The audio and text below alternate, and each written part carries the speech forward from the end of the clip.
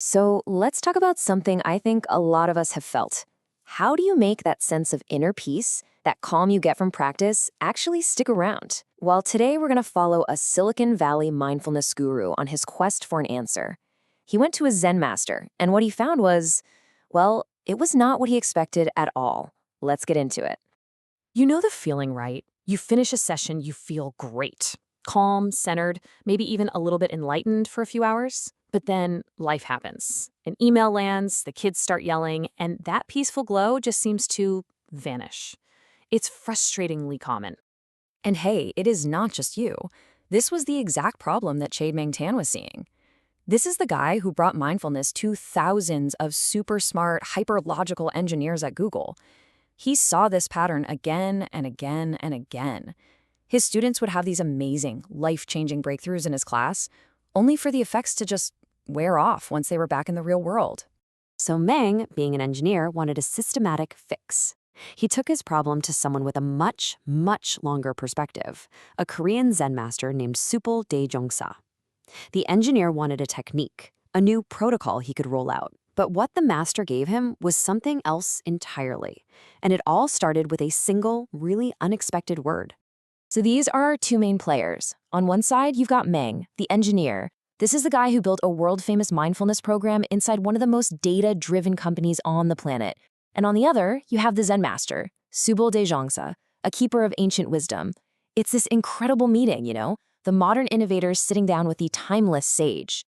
Okay, so first, let's get really clear on the problem Meng brought to the master. He wasn't asking for tips on how to meditate better. He was asking what comes after the meditation is over.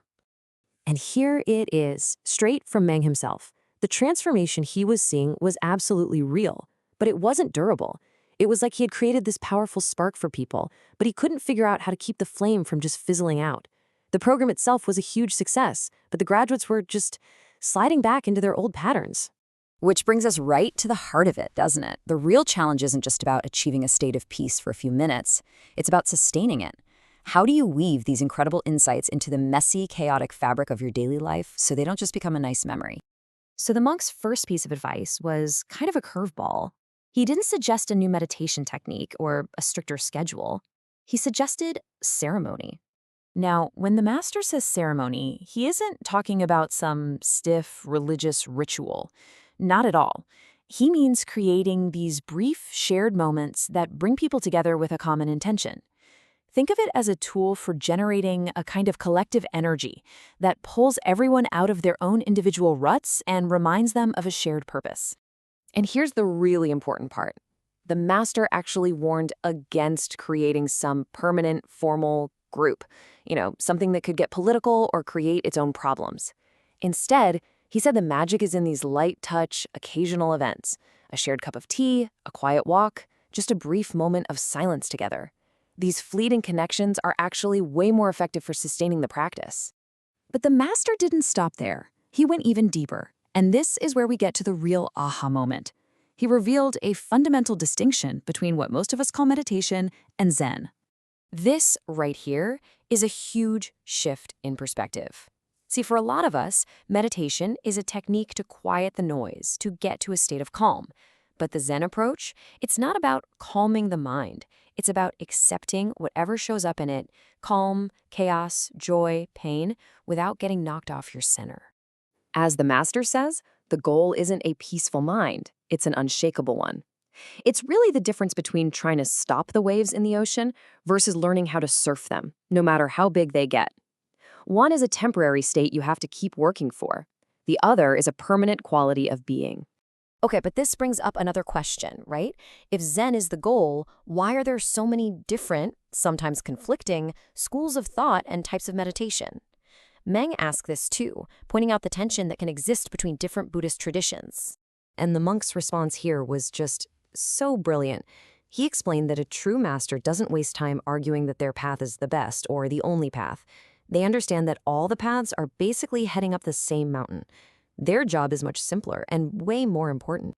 So the master's role isn't to be a cheerleader for one specific path. It's to be a guide who can see the whole mountain. They don't need to pat you on the back when you're on the right track.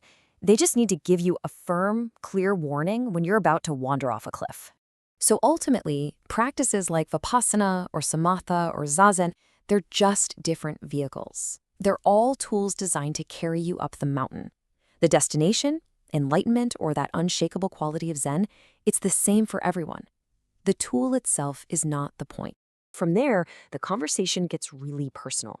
Meng starts describing the final, most difficult obstacle that he's facing in his own very advanced practice. He breaks it down into these 3 stages. First, he says, it becomes pretty easy to watch your thoughts and realize, hey, I am not my thoughts. Then, with more practice, you can do the same with physical sensations. But the final hurdle, the one he's stuck on, is realizing that even the consciousness that's doing the observing is also not me. And the Zen master confirmed it. The final step isn't about perfecting your observation of the objects, the thoughts, the feelings. It's about the dissolution of the subject, that sense of I that's watching it all. When the watcher finally disappears, that's when the real breakthrough happens. The whole conversation ends with one last profound twist. After all this deep talk about consciousness and the mind, the master grounds everything in a totally surprising place: the body. I mean, what a statement, right? In our world that values intellect above pretty much everything, the Zen master says that even the most brilliant mind is clumsy and slow compared to the wisdom of the body. But how could that possibly be true? He offered this simple, powerful story as proof. He said one night, while he was in a deep, unconscious sleep, his body just suddenly jolted him awake. He turned on the light with no idea why, only to find a poisonous centipede crawling on the wall right above his head. His body sensed the danger long, long before his thinking mind ever could have. And that leaves us with this final, kind of echoing question. The whole journey of mindfulness, of Zen, seems to lead back to a wisdom that isn't even in our heads.